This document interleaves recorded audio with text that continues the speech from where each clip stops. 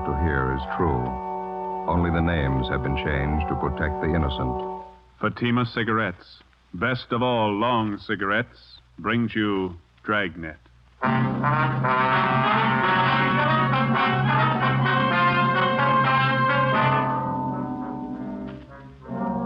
You're a detective sergeant. You're assigned a forgery detail. An accomplished check forger is at work in your city. His victims, small businessmen. You know his M.O. You don't know his identity. Your job, get him.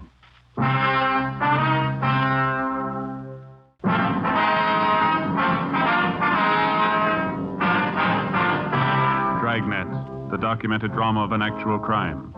For the next 30 minutes, in cooperation with the Los Angeles Police Department, you will travel step by step on the side of the law through an actual case from official police files. From beginning to end, from crime to punishment, Dragnet is the story of your police force in action. It was Monday, February 4th. It was cold in Los Angeles. We were working a day watch out of forgery detail. My partner's Ben Romero. The boss is Captain Elliott. My name's Friday. I was on the way home from the office, and it was 8:25 p.m. when I got to Collis Avenue. Number 4656. Joseph, is that you? Yeah, Ma. We're in the living room. We have company. Oh, that's all? Hello, Joe. Well. You remember Mary Fowler, don't you, Joseph? I sure do. How are you, Miss Fowler? Just fine, Joe, thank you. Doing some shopping out this way and thought I'd stop by and have a cup of tea with your mother. Well, it's good to see you. How are things in the old neighborhood, huh? Oh, pretty much the same. Oh, Miss Daly, remember her? Mm-hmm. Finally died. Oh. I suppose it was for the best, though. I was just telling your mother. Jim and Louise Watson finally moved. Jim got a new job out by Altadena. Oh, is that so? Yeah. My, you certainly looking fine, Joe. Don't you wear your police uniform anymore? Oh, my, no, Mary. Joseph's in the detective bureau now. Hasn't worn his uniform for years. Oh, that's right. I remember now. That note you sent with your Christmas card year before last. What do you do now, Joe? Forgery detail. My partner and I handle bum check cases. My, that certainly must be interesting. Have you had your dinner, Joseph? Yes, ma'am. I stopped at a place out in Santa Monica and had something. Yes, well, Mary brought me some nice coffee cakes. Pineapple filling. Wouldn't you like one with a cup of coffee, Joseph? No, I don't know, Now, Ma. you sit down in your chair there and rest yourself. You always look so tired. You have no idea how hard they work, those young fellas, Mary. You remember Genevieve, don't you, Joe? My oldest girl? Oh, yeah, sure. How is she? Oh, just fine. Lots of boyfriends as usual. Going out all the time. Oh, that's good. She asked to be remembered to you. I think you and Jen were stuck on each other at one time, weren't you, Joe? Oh, we went to a couple of dances in high school. Oh, I think she started going steady with another fella, didn't she? Young girl. You never know when they're well off. Here's your coffee, Joseph. Set it here on the end table. Thanks. I don't think I can use it, Ma. It's delicious coffee cake. Smell how fresh it is. Yeah, it's nice. Oh, my, 8:45. I should have left half an hour ago. Oh, you have to go, Mary? Seems our visits are always so short. Well, I got a lot of ironing to do, and I have to make Carl's lunch. He's always so fussy about his lunches. Yes, but I'll get your coat. Well, it's nice seeing you again, Joe. Do you want to be remembered to Genevieve? Yeah, tell her hello, will you, Miss Fowler? If you're over our way, be sure and drop in and see us, won't you? Genevieve's home at the office by 6. She often says she'd like to see you again. Coat, Mary. Oh, thanks. Good night, Joe. You be sure to come and see us now. Jen will be looking forward to it. Okay, Miss Fowler. Good night. Yeah, and I'll show you to the door, Mary. You'll remember the store and neighbors, won't you? All right, dear. I wouldn't you take care of yourself now.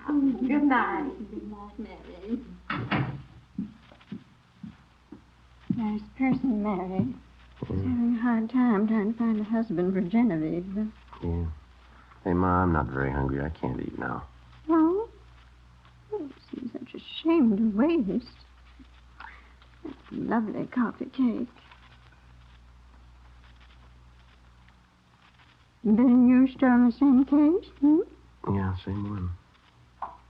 Seems to me it's taking an awfully long time. Well, we've been on it 2 months, yeah.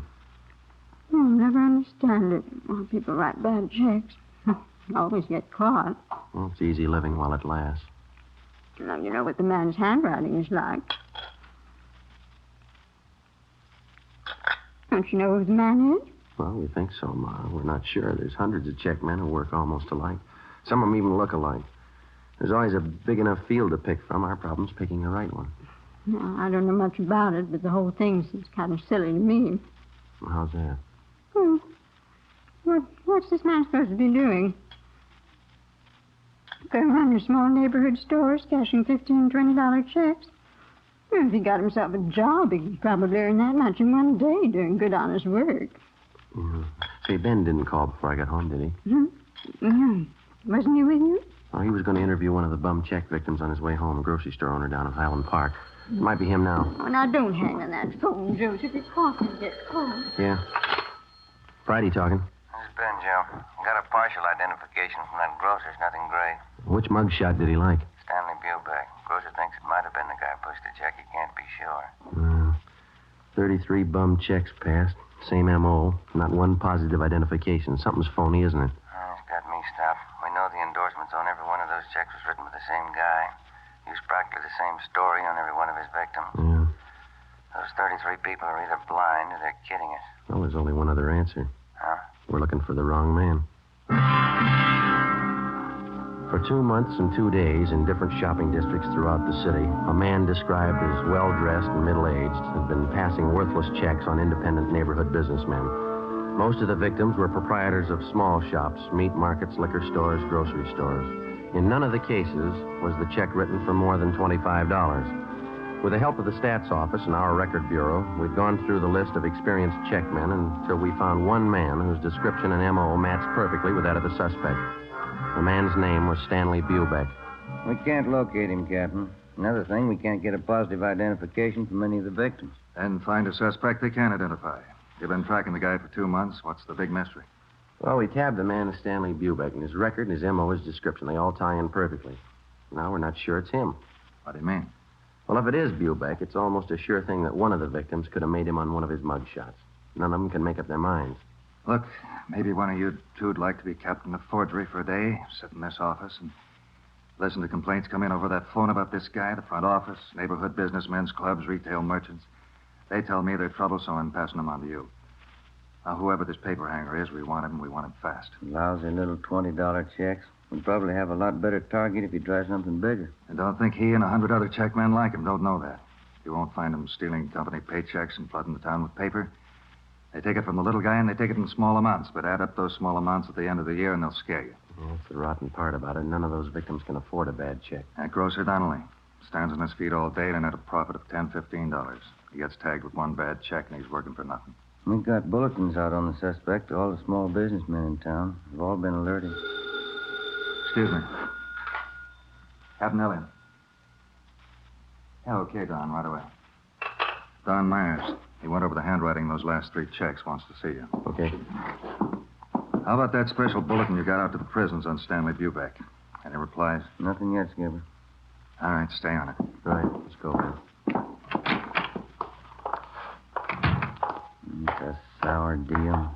I'd give a right arm for a line on this guy. Yeah. Well, it'd move a lot faster if somebody'd help us follow those checks closer. The way it's running now, we hear about the paper 2 weeks after it's been cashed. The Bubeck thing isn't helping much.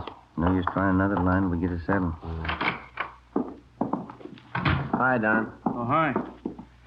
Just finished up on those last 3 checks that came in. You want to give them a look? How do they shape up? Well, you can see for yourself. Right here. Yeah? Here are the 3 I just went over. Mm-hmm. And here are half a dozen bad ones for cash last month. The endorsements on this half doesn't match perfectly.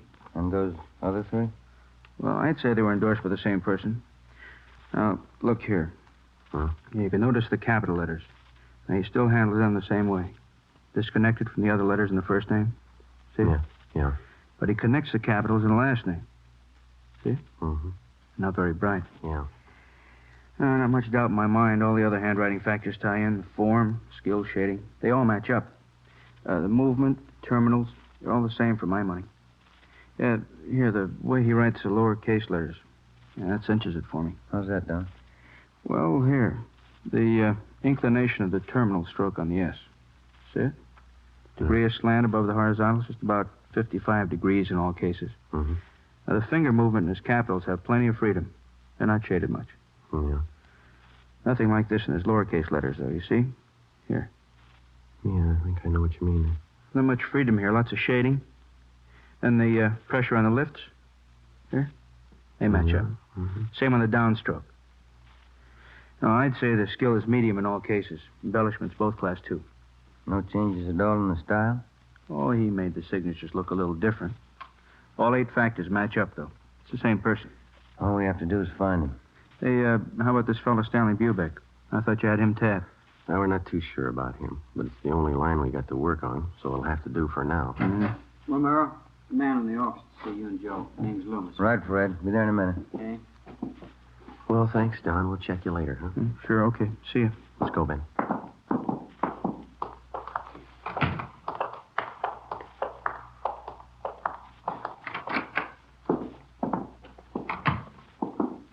How do you do? You Mr. Loomis? Yes, Sergeant Romero. No, this is Sergeant Romero here. My name's Friday. Oh, How are how you? you do? What can we do for you? It's about these checks, Sergeant. These right here. Well? You see, I run a delicatessen out on Sunset, and a few days ago, a new customer came in for a few things and paid for them with these checks. He came in twice. Yeah, go ahead. Well, I got the checks back today. They're no good. I tried to look up the man at the address he gave, but there's no such address. Mm-hmm.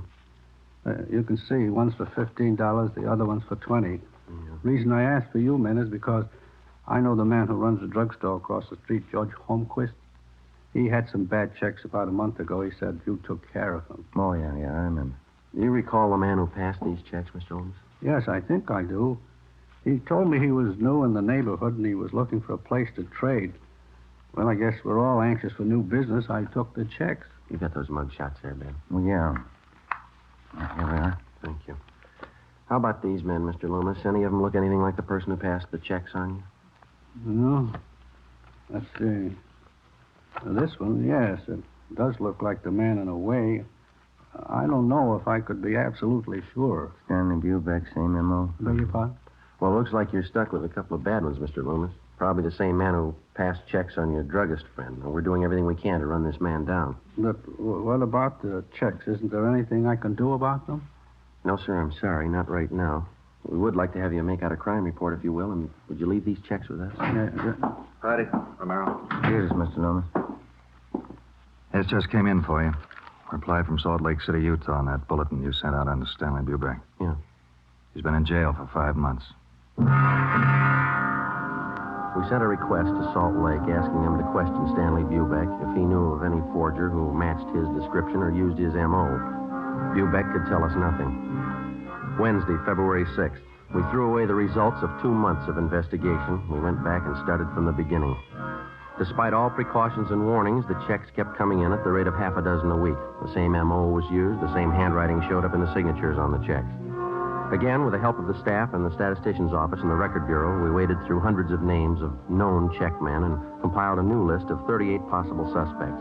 Each one fitted the general description of the forger. Each one, at some time in his forgery career, had used the same general method of operation. Well, after days of legwork, we finally boiled down the list of possibles to 3 names: George Roberts, James Young, and Harry L. Johansson. We got out a flyer to all the small businessmen in the areas where the forger operated. Another week passed. The worthless checks kept showing up at the rate of 2 and 3 a day. On February 21st, Ben and I answered a call from a druggist in the Echo Park district. He bought some toothpaste and a carton of cigarettes, Sergeant. Asked me to cash a $20 check for him. Did you ever see the man before, sir? No, he gave me the same old story about being new in the neighborhood. That's when I remembered that police bulletin the department sent me. Mm-hmm. Do you still have that bulletin? No, I looked it over, and then I guess it got mislaid. I wonder if you'd mind taking a look at these pictures here. Not at all. These right here. Mm-hmm. Sure. This one right on top, that's the man. You sure? I am. It only happened a few hours ago. Do you know who he is? Harry L. Johansson. That's the name we have on him. It doesn't mean anything to me. He got real huffy when I wouldn't take his check. Stalked right out of the store. Very suspicious. Did you follow him? No, I told Ralph, my clerk, to follow him. Ralph, Yeah, Mr. Butler? you want to tell these officers about that man this morning? Oh, I followed him down the street for a block and then turned the corner. That's where I lost him. Oh, it's too bad. Yeah, all I got was the license number.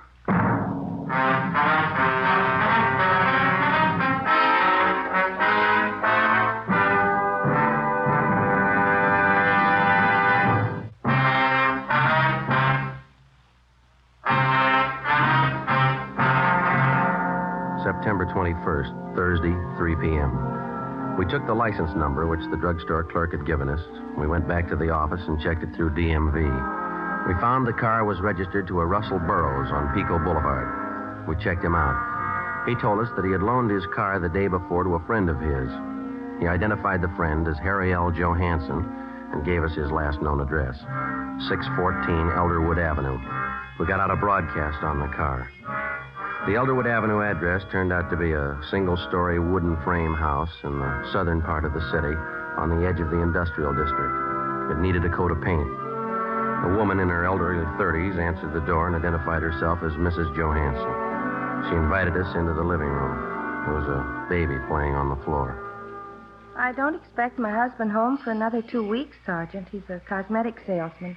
Travels all over the western states. When did he leave on this last trip, Mrs. Johansson? The first of the month. Why, is there anything wrong?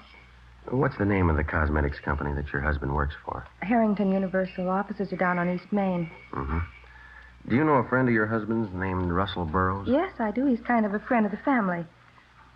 Please, Sergeant, if there's anything wrong, I ought to know. We talked to Mr. Burroughs this afternoon. He told us your husband's in town.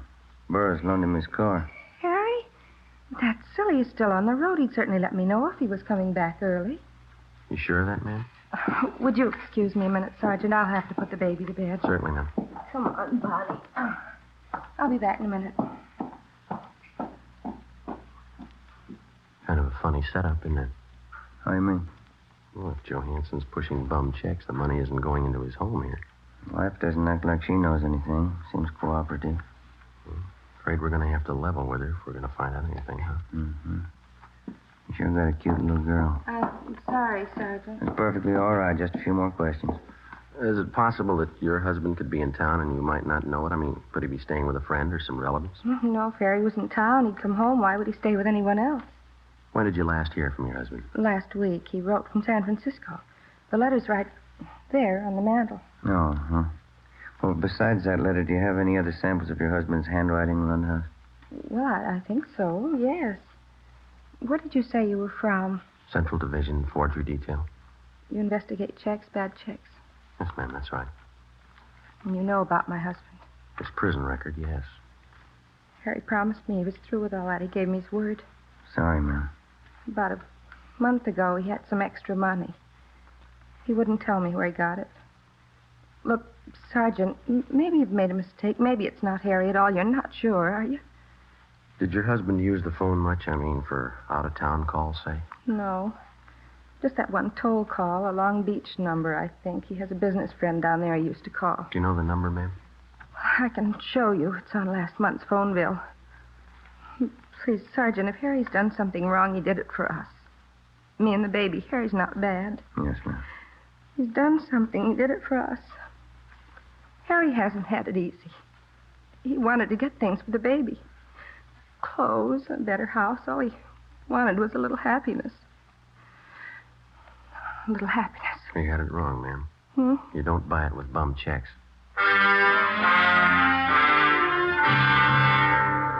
Before we left Mrs. Johansson, we called and had a stakeout placed on the house, and then we got a sample of her husband's handwriting and the Long Beach telephone number that he was in the habit of calling. The next morning, Don Myers in handwriting compared Harry Johansson's letter with the signatures on the worthless checks. It matched. We called the Harrington Universal Cosmetics Company. They never heard of Harry Johansson. We called that Long Beach phone number. A woman answered and gave us the address where the telephone was installed. Turned out to be a swanky, modern apartment house. In apartment 18, we interviewed a good-looking brunette. She identified herself as Harry Johansson's common-law wife. She was well-dressed, and the apartment was richly furnished. What's it all about? What do you want, Harry? Police business. You know where he is? Well, what's he done? Do you know where he is? He drove into Hollywood this morning. Might be back tonight. I don't know for sure. Is this your apartment? Yeah. Mine and Harry's. You're sure that Johansson's not here now? Of course I'm sure. Why? Well, and you won't mind if we come in and look around, huh? I have a right to know what it's all about. Johansson's wanted for forgery. Now, if you want to get involved, you help him hide out. I'm not asking for that kind of trouble. Go ahead and look. Take the bedroom, will you, Ben? All right. Never mind, cop. Thanks for help, honey. I don't want any part of your troubles, Harry. I didn't know a thing about it, officer. Ben. Yeah. You better come along, too, lady. Well, tell him, Harry. I don't know what it's about. What's the idea of getting me mixed up in this? How do you think I was paying for this place? Taking you out, buying us clothes for you. I don't want any part of it. 3-room apartment, a couple of dresses. That's all he ever got me. You got no complaints, lady. Huh? That's more than he bought his kids. 1 p.m. Friday. Ben and I took Harry Johansson to the county jail where he was booked for suspicion of forgery. We called Mrs. Johansson and notified her. She immediately contacted friends and relatives and raised enough money for a writ to have her husband released from jail. 3 days later, Johansson was arraigned and a date set for his preliminary hearing. After the arraignment, Ben and I took him back to the county jail for rebooking. I'd like to ask you a question, Johansson. Yeah? You got any money of your own left? Why don't you stick to your own business, copper? That family of yours is having a pretty rough time. Your wife borrowed every cent she could find to bail you out. Now, what's she going to live on? She got relatives. No, where's the elevator? Come on, Johansson.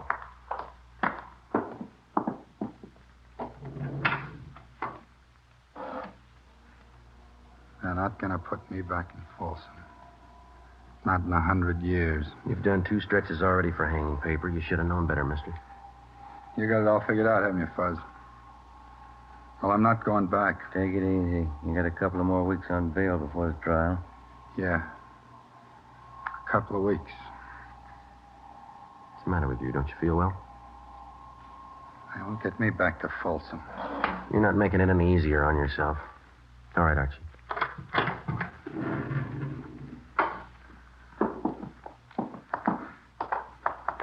Don't you cops understand? I hate it. Every lousy bit of it. I'm not going back to Folsom. I'm not going back. Now, do you understand? It's a good idea, mister. You remember that when you get out.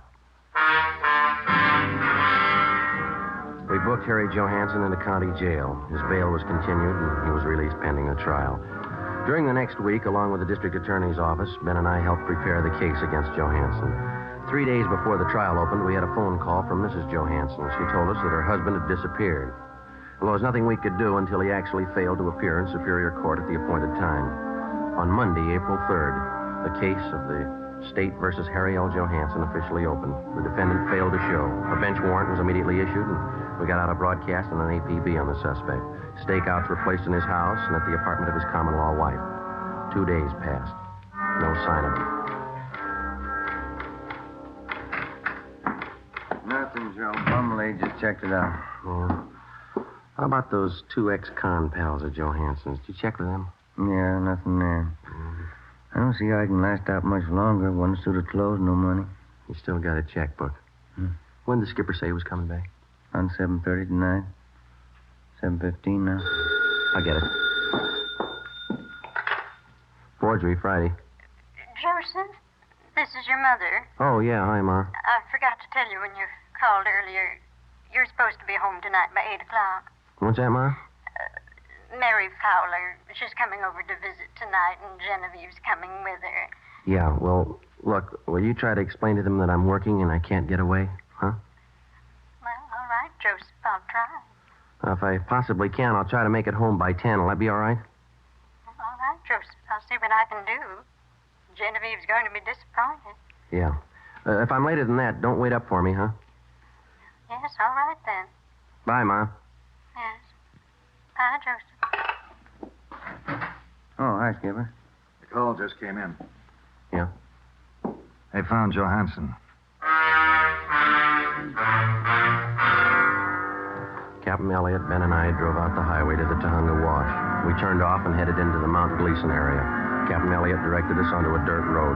Halfway up one of the mountains, we spotted a group of cars pulled off on the shoulder of the road. We parked behind them, got out, and started over. Who found the car, Skipper? One of the people living back in the hills spotted it on his way home from work. Coroner got here in a hurry. Yeah. Hi, Dave. How you doing, Joe? Captain Elliott? How long's he been dead? Since last night, I figure. Come on over. You talked to the man who found Johansson's body, Dave? Yeah, he didn't touch a thing. What'd you find? Powder burns on the temple, powder on the hands. Boys from homicide found the note. It's on the seat right next to him. Here it is, here. Then check. Yeah, thanks. All ties in, huh, Dave? Pretty tight, yeah. Gene Bechtel from Homicide wants to talk to you, Captain. Okay, be right back, Joe. Right. Who do you address the note to, Joe? His wife? No, your girlfriend. Look what he wrote it on. Yeah. Blank check.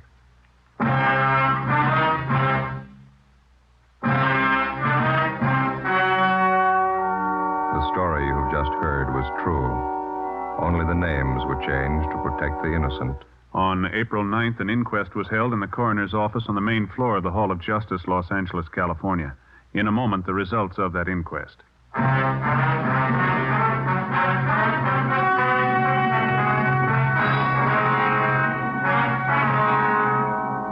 On April 9th, the coroner's jury returned a verdict that the death of Harry L. Johansson was caused by a gunshot wound in the head, self-inflicted.